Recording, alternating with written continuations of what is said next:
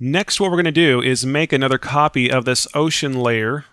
And so what I'll do is just click on this ocean or activate it and drag it to the new layer icon at the bottom of the layers palette.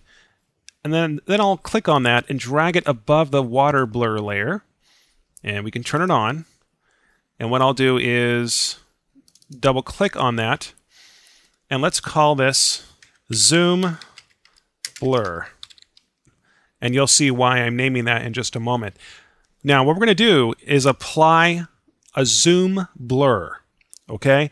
Now, the zoom blur is really going to help us create this special effect that we're looking for. It may not work on all images, but you could probably go ahead and skip this part. But for this image right here, this is what I'm going to do.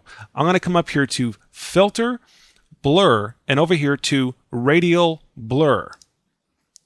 And when the Radial Blur dialog comes up, right here where it says Zoom, go ahead and put a dot in that option right there. And for quality, you can leave that at good.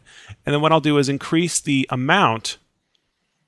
And you can see that we get a little bit of a sample over here, a little demo of what this is going to look like.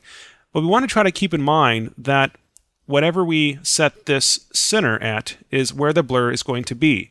So almost look at this preview and try to get an idea and look at the perspective of it and try to match the perspective of this preview with the photo that you have. Now, that might sound a little bit crazy, but trust me, if you do that, it's going to make a huge difference. So I might have to do this a few times, but I'm just going to drag this up, and I might just be able to get away with it in the center, just like it is right there. So I'll go ahead and just increase the blur just a little bit more and click OK, and let's see how this looks. Okay, this is awesome. Now, it looks like we just destroyed the image, but we didn't. It's okay. All right, let's move on to the next step.